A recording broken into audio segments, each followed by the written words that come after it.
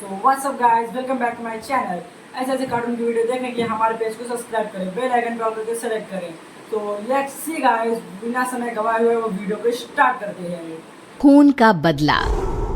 अपनी जिंदगी भर की कमाई लगाकर सुमन और अखिल ने एक छोटा सा नया घर बनाया था, लेकिन उस घर में आने के बाद उसके साथ क्या हो सकता था, इस बात का अंदाजा उन दोनों को था ही नहीं। अभी इस घर में आए हुए उन्हें 2 दिन भी नहीं हुए थे। एक शाम जब अखिल घर में नहीं था तो किचन में खाना बनाते वक्त सुमन को ऐसा लगा जैसे किचन की दीवार के पीछे से किसी के बात करने की आवाज आ रही थी। कौन हो सकता है यहाँ पर? इतना धीरे धीरे कौन बात कर रहा है? सुमन दीवार से कान लगाकर बात सुनने की कोशिश करती है, लेकिन उसे कुछ सुनाई नहीं देता। तभी अचानक घर की लाइट चली जाती है और दरवाजे पर जोर जोर से दस्तक देने की आवाज आती है। सुमन दरवाजे की तरफ दौड़ कर जाती है, लेकिन दरवाजा खोलने से पहले कोई आवाज उसके कान में धीरे से सुनाई पड़ती है। सुमन, मैं यहाँ हूँ, तुम्हारे घर में। सुमन जोर से चीखती है और दरवाजा नहीं खोलती। दरवाजे की बजने की आवाज धीरे धीरे तेज होने लगती है। सुमन लड़खड़ाते कदमों से आगे बढ़ती है और झटके के साथ दरवाजा खोलकर अपनी आंखें बंद कर लेती है। तभी अचानक से अखिल की आवाज सुनकर उसे होश आता है। सुमन, क्या हुआ? तुम इतनी घबराई हुई क्यों हो? अखिल, वो लाइट चली गई और कोई है इस घर में। अखिल, मुझे बहुत डर लग रहा है। वो किचन की दीवार के पीछे से किसी की आवाज आ रही थी। कैसी बात कर रही हो? तुमने खुद सारे लाइट की स्विच ऑफ किए हुए हैं। देखो, लाइट तो आ रही है। सुमन, तुमने घर में अंधेरा क्यों किया हुआ है? और किसकी आवाजें आ रही थी? चलो चलो, मैं जाकर चेक करता हूं। नहीं अखिल, मैंने लाइट ऑफ नहीं की। और मैं क्यों लाइट ऑफ करूंगी? ये देखो, ध्यान से देखो, घर के सारे स्विच ऑफ हैं। तुम भी ना कमाल करती हो सुमन। तुम्हारी तबीयत तो ठीक है? ये देखकर सुमन और भी ज्यादा डर जाती है कि सच में लाइट की सारे स्विच बंद थे। सुमन समझ नहीं पा रही थी कि ये सब किसने किया होगा। ठीक उसी वक्त अखिल किचन की तरफ जाता है और सुमन को ऐसा लगा जैसे पीछे से किसी ने उसके कंधे पर हाथ रखा। उसने जैसे ही पलट कर देखा, एक साया उसके घर के दरवाजे से बाहर निकलता हुआ नजर आया। अखिल, अखिल यहाँ आओ, देखो कोई तो है। अभी अभी मैंने उसे बाहर जाते हुए देखा है। सुमन, मुझे लगता है कि तुम्हारी तबीयत ठीक नहीं है। अरे, मैंने किचन में भी जाकर देखा।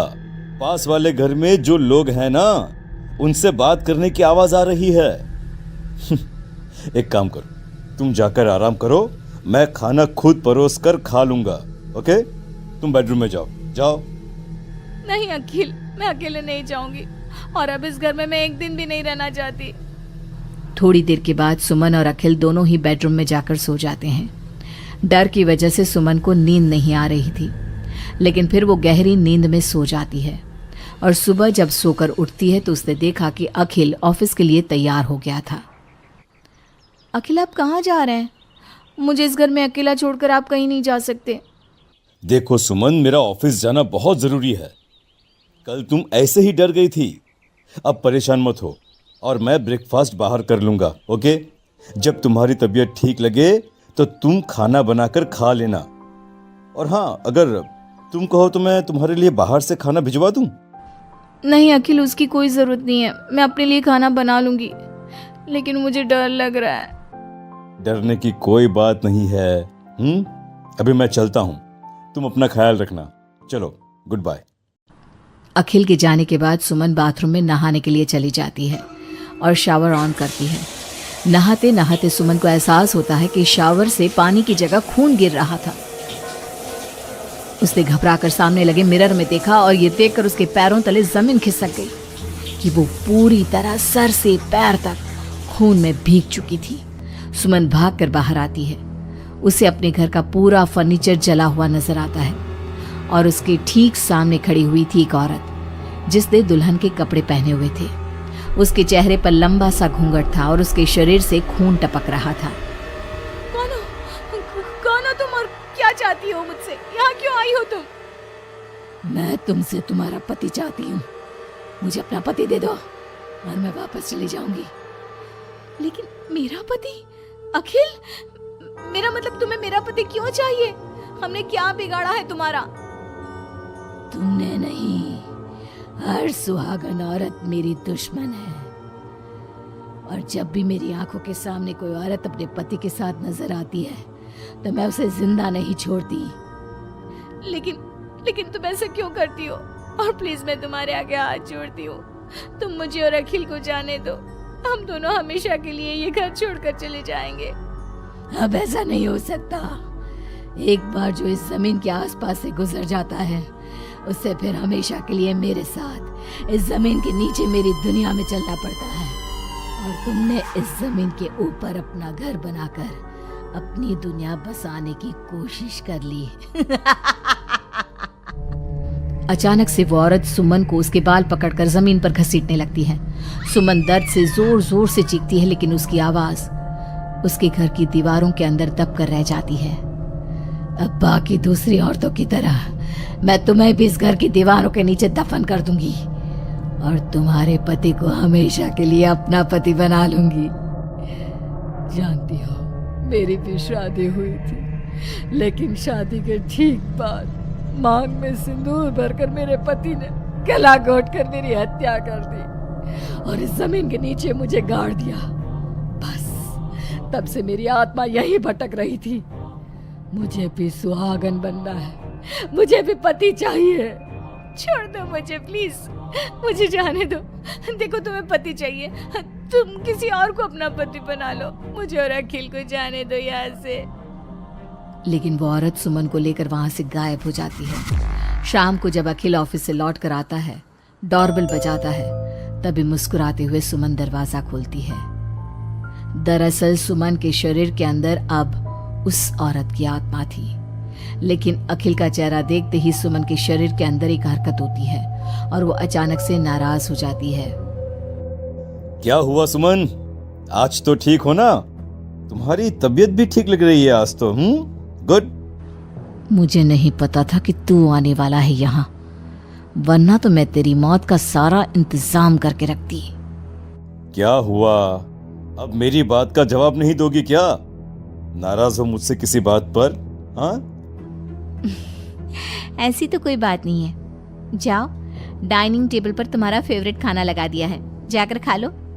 हाँ, खुशबू तो बहुत अच्छी आ रही है। वैसे भी सुबह से कुछ खाया नहीं है। थैंक यू यार, मैं जल्दी से जाकर खाना खाता हूँ। ओके? अखिल जैसे ही खाने की कटोरे का ढक्कन हटाता है तो वो हैरान रह जाता है कि वहां पर सुमन का कटा हुआ हाथ था। उसमें पहनी हुई चूड़ियों से वो सुमन के हाथ को पहचान जाता है। खाने की जगह सुमन के शरीर के छोटे छोटे टुकड़े काटकर उस आत्मा ने अखिल के सामने परोस दिए थे। अखिल घबराकर वहां से भागने लगता है। तभी सुमन के शरीर में मौजूद वो आत्मा अपने असली रूप में आकर अखिल के सामने खड़ी हो जाती है। कौन हो तुम और क्या किया तुमने मेरी पत्नी के साथ? इसका मतलब वो ठीक कहती थी कि इस घर में कुछ गलत है। कहाँ है मेरी सुमन? तुम्हारी सुमन के मैंने छोटे छोटे टुकड़े करके उसका खाना बना दिया और उसकी आत्मा को मैंने इस घर की जमीन के नीचे दफन कर दिया है। वो कैद हो गई है यहाँ हमेशा के लिए। तुम भी उसके पास जाना चाहते हो? मगर क्यों किया तुमने ऐसा? क्या दुश्मनी थी तुम्हारी और मेरी पत्नी? पहले तो मैंने तेरी पत्नी को सिर्फ इसलिए मारा क्योंकि मैं तुझे अपना पति बनाना चाहती थी। मेरी आत्मा जो पूरे एक जन्म से किसी से शादी करने के लिए तड़प रही है, उसकी हसरत पूरी करना चाहती थी मैं। और इसलिए मैंने तेरी पत्नी का रूप लेकर तेरे साथ रहने के बारे में सोचा। लेकिन जानता है, अब मैं तुझे जिंदा नहीं छोड़ूंगी। लेकिन क्यों? देखो तुमने सुमन के साथ जो भी किया, मुझे जाने दो यहाँ से प्लीज। अखिल भागने लगता है, लेकिन घर का दरवाजा अब लॉक हो चुका था। अब तो भाग कर नहीं जा सकता। मेरे हाथ तेरे खून से रंगने के लिए बेचैन हो रहे हैं। मेरा गला सूख रहा है, अब उसकी प्यास तेरे खून से ही बुझेगी। अरे लेकिन क्यों? तुम्हारी आखिर मुझसे दुश्मनी क्या है? आत्मा अखिल की बात का कोई जवाब नहीं देती और अपने लंबे नाखून उसके गले में गड़ाकर उसके शरीर को खा जाती है और उसके बाद जोर से हंसते हुए कहती है,